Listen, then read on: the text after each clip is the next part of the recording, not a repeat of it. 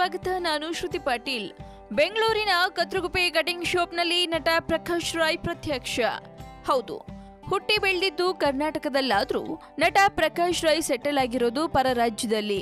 ಹೀಗಿರುವಾಗ ಬೆಂಗಳೂರಿನ ಕತ್ರಗುಪ್ಪೆಯಲ್ಲಿರುವ ಕಟಿಂಗ್ ಶಾಪ್ನಲ್ಲಿ ನಟ ಪ್ರಕಾಶ್ ರಾಯ್ ಅವರು ಏನ್ ಮಾಡ್ತಿರಬಹುದು ಎಂಬ ಕುತೂಹಲ ಶೀರ್ಷಿಕೆ ನೋಡಿದ್ದ ತಕ್ಷಣ ನಿಮಗೆ ಕಾಡಬಹುದು.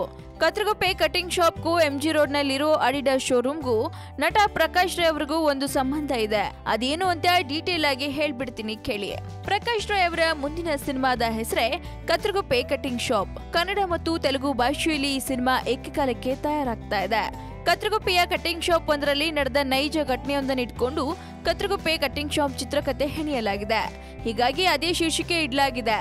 ಇನ್ನು MG ರೋಡ್ನಲ್ಲಿ ಅಡಿಡಾಸ್ ಶೋರೂಮ್ ಹೊಂದಿದ್ದ ಕೇರಳ ಮೂಲತಃ ಶ್ರೀಮಂತ ಕ್ರಿಶ್ಚಿಯನ್ ಒಬ್ಬರ ಮಗಳು ಕತ್ರಗುಪ್ಪೆಯಲ್ಲಿ ಕಟಿಂಗ್ ಶಾಪ್ನಲ್ಲಿ ಕೆಲಸ ಮಾಡುತ್ತಿದ್ದ ಯುವಕನನ್ನ ಪ್ರೀತಿಸ್ತಿದ್ಲಂತೆ.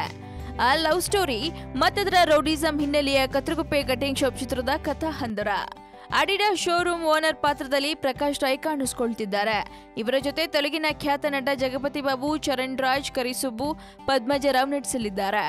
ರೌಡಿಸಂ ಬ್ಯಾಕ್ ಡ್ರಾಪ್ ಇರೋ ಈ ಚಿತ್ರದಲ್ಲಿ ಬೆಂಗಳೂರಿನ ಮಾಜಿ ಡಾನ್ಗಳು ಕೂಡ ಕಾಣಿಸಿಕೊಳ್ಳುವ ಸಾಧ್ಯತೆ ಇದೆ.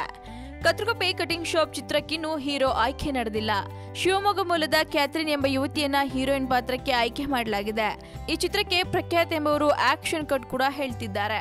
ಒಟ್ಟಾರೆ ಪ್ರಕಾಶ್ ರಾಯ್ ಅವರು ಬೆಂಗಳೂರಿನ ಕತ್ರಗುಪ್ಪೆ ಕಟಿಂಗ್ ಶಾಪ್ ಅನ್ನೋ ಟೈಟಲ್ ಮೂಲಕ ಮತ್ತೆ ಸೌಂಡ್ ಮಾಡೋಕೆ ಮುಂದಾಗಿದ್ದಾರೆ. ಹಾಗಿದ್ರೆ ಸಿನಿಮಾದ ಟೈಟಲ್ ಇಷ್ಟೊಂದು ಕ್ಯೂರಿಯಾಸಿಟಿ ಹುಟ್ಟಾಕಿರ್ಬೇಕಾದ್ರೆ ಸಿನಿಮಾ ಹೇಗಿರ್ಬೋದು, ಸಿನಿಮಾದಲ್ಲಿ ಏನೆಲ್ಲ ಸ್ಪೆಷಾಲಿಟಿಗಳಿರುತ್ತೆ ಅನ್ನೋ ನೋಡೋ ಕುತೂಹಲ ನಿಮ್ಗಿದ್ರೆ ಮಿಸ್ ಮಾಡದೆ ನೋಡ್ತಾರಿ ಫಿಲ್ಮಿ ಬೀಟ್ ಕನ್ನಡ.